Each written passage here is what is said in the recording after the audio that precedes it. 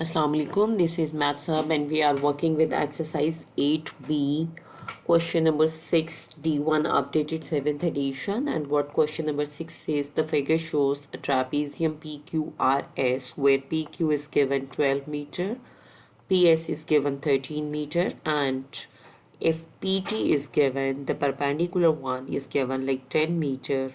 Area and perimeter of the trapezium is given accordingly. Like area is given 150 meter square and perimeter is given 54.7 meter respectively. आपको calculate करना है the length of RS, one of the side of the trapezium, and the other thing you have to calculate is the length of side QR.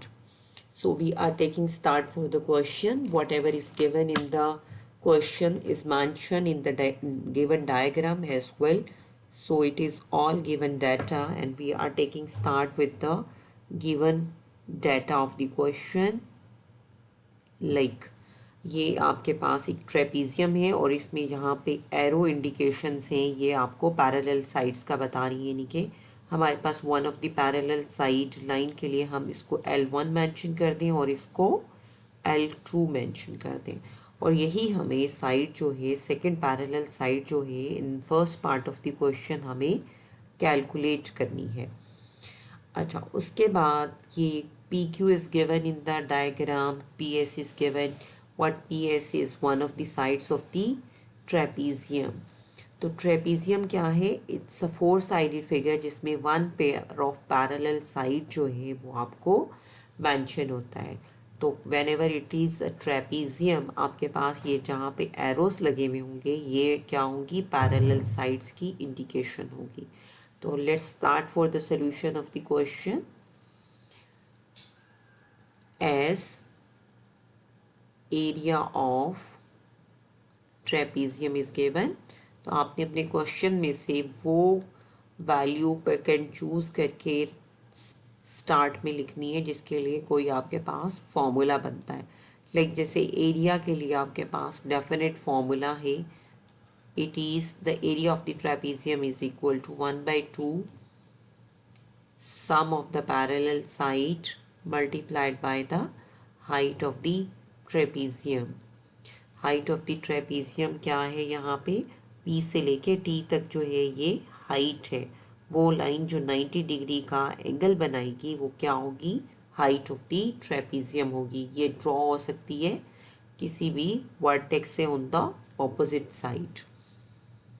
तो यहाँ से अब आप इसमें area was given, ये वैल्यू 150 जो थी वो गिवन थी, and where it is given in the question over here this is 150। तो अब उसके बाद आपने पैरेलल साइड 1 की वैल्यू प्लेस की 12, पैरेलल साइड 2 की वैल्यू आपके पास नहीं है, वही आपको आर एस के बराबर है सेकेंड पैरेलल लाइन, वही आपको कैलकुलेट करनी है, और हाइट की वैल्यू है 10 यहाँ पे। तो इसके बाद आपने इसको रिड्यूस कर लेना। ये 12 रिड्यूस नहीं होगा 2 से, बल्कि कौन सा नंबर रिड्यूस होगा? 10। ये 12 जो है अगर आर एस की आपके पास कोई वैल्यू होती तो उसमें ऐड होके फिर फर्दर रिड्यूस हो सकता था, बट अभी आपको आप इस 12 को 2 से रिड्यूस नहीं कर सकते, तो आपने 2 और 10 को रिड्यूस किया, तो यहाँ से आपने आपके पास आ गया 5 times 12 plus R S is equal to 150। इसके बाद आप इस क्वेश्चन को 2 मेथड से कैरी फॉरवर्ड कर सकते हैं। पहला तो ये है कि आप यहाँ से I am writing it again, like algebra के 2 रूल से आप इसको सॉल्व कर सकते हैं।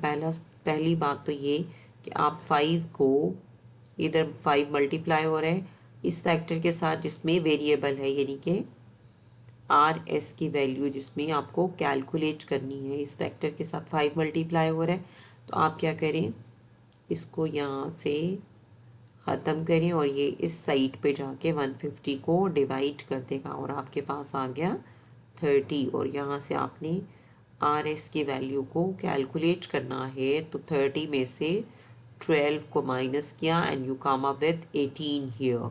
अच्छा, इसी क्वेश्चन को आप इस तरह से भी कर सकते हैं, either this one or this way. 5 times 12 plus R S is equal to 150। आप क्या करें, 12 और 5 को मल्टीप्लाई किया, RS और 5 को किया, यहाँ से आपके पास 60 आ गया और ये हो गया 5RS और ये बराबर आ गया 150 के। 150 माइनस 60, ये अब आपके पास आ गया 90। तो 5RS आपके पास इक्वल है 90 के और यहाँ से RS की वैल्यू आ गई 90 डिवाइडेड बाय 5 और आपके पास RS की वैल्यू इस वे में भी 18 आई। यानी यहाँ से आप इसको either in this way you can carry forward it or in this way. तो जो आपको अलजेब्रा का रूल इजी लगे you can carry forward your question in that way. तो अब हमने अपने क्वेश्चन का फर्स्ट पार्ट कर लिया, यानी कि पैरेलल साइड 1 की हमारे पास वैल्यू आ गई। को क्या वैल्यू आई है, 18 मीटर वैल्यू आ गई है। अब देखिए RS जो आपके पास अननोन था, जो कैलकुलेट करना था, वो क्या थी, second parallel line. In many of the solution इसको A और B से भी मेंशन किया हुआ है, but for my student I always mention it with the line parallel line 1 and parallel line 2। तो हमारे पास पैरेलल लाइन 2 की वैल्यू आ गई, RS की वैल्यू आ गई 18 मीटर। अब उसके बाद हमने कैलकुलेट करना है QR की वैल्यू, और सेकंड गिवन वैल्यू हमारे पास क्या है, किस चीज़ की वैल्यू गिवन है, पेरीमीटर की। तो perimeter of the trapezium is, या पेरीमीटर किसी भी शेप का है, रेक्टेंगल के अलावा, रेक्टेंगल और स्क्वायर के अलावा पेरीमीटर कैलकुलेट करने के लिए आपने फॉर्मूला आपके पास कोई नहीं है, आपने सारी साइड्स की वैल्यूज़ को ऐड अप कर लेना है। और यही बात अगर आप रेक्टेंगल और स्क्वायर पे भी अप्लाई कर लें तो आपका क्वेश्चन हो जाता है। अदरवाइज उनका रेक्टेंगल का और स्क्वायर का फॉर्मूला होता है पेरीमीटर कैलकुलेट करने का। So we will not relate many of the quadrilateral at once. अभी हम कैलकुलेट कर रहे हैं area of, sorry, perimeter of trapezium. तो इसमें आपके पास होगा, इट इज़ गिवन 54.7 पेरीमीटर है और इसकी वैल्यू क्या है, पी क्यूब में ऐड करना है आपको QR, और फिर उसके बाद RS और उसके बाद SP, इन सबको ऐड किया तो हमारे पास आ गया 54.7। 54.7 यानी पेरीमीटर की वैल्यू गिवन थी।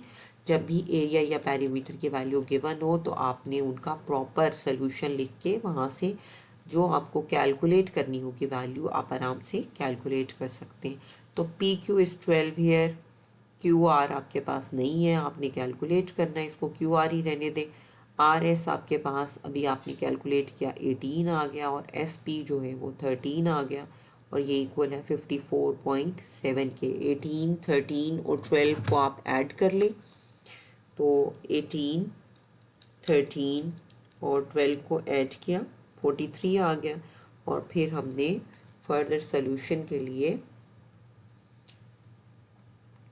यहाँ पे हम will do it in this way कि आपने, ये आपके पास आ गया QR plus 43 is equal to 54.7। यहाँ से QR की वैल्यू को सेपरेट करें, 54.7 में से माइनस कर दिया 54.7 minus 43, you come up with 54.7 minus 43, you come up with 11.5 metre. तो यानी पर एक साइड हमने QR साइड जो थी वो हमने QR this one side, this one, ये हमने कैलकुलेट कर ली, पेरीमीटर से कैलकुलेट कर ली, और बाकी L2 जो थी वो इन्वॉल्व थी किसमें, एरिया से, एरिया के फॉर्मूले में, तो वो हमने एरिया के फॉर्मूले से कैलकुलेट कर ली। So this is all about question number 6, exercise 8B, and this is from the updated at 7th edition. Thank you very much.